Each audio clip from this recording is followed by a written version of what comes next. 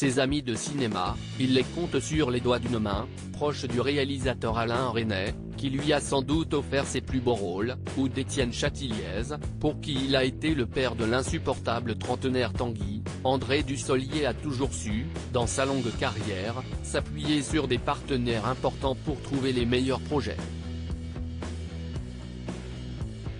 Un don qui lui a permis de rencontrer des réalisateurs et des acteurs importants et de vivre des expériences inoubliables. L'une d'entre elles l'a d'ailleurs particulièrement marqué. En 1995, il se retrouve au théâtre avec la comédienne Nicole Garcia pour Scène de la vie conjugale, une pièce inoubliable selon ses confidences au magazine Point de vue. Les deux acteurs, du même âge, sont également passés par le conservatoire tous les deux. Avec Nicole Garcia, j'ai vécu une expérience très forte au théâtre, Scène de la vie conjugale en 1995, mais ne nous faisons plus que nous croiser, raconte-t-il. Les deux se recroiseront plusieurs fois, notamment sur les planches pour La chèvre ou Qui est Sylvia, une pièce dirigée par le fils de Nicole Garcia et pour laquelle celle-ci s'était confiée sur leur amitié aux Parisiens. L'alchimie entre nous est intacte.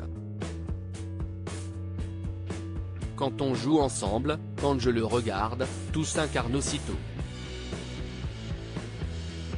Il me fait immédiatement entrer dans la fiction. Des amitiés inoubliables. Ils avaient également joué ensemble dans le film Belle Famille, réalisé par Jean-Paul Rappeneau en 2015. Mais Nicole Garcia n'est pas la seule ancienne du conservatoire à être toujours aussi proche d'André Dussolier. De nombreux anciens copains ont également eu une carrière remarquable. Au conservatoire, j'ai rencontré Jean-François Balme, Nathalie Baye, Francis Perrin. Et il y avait aussi Jacques Villeray.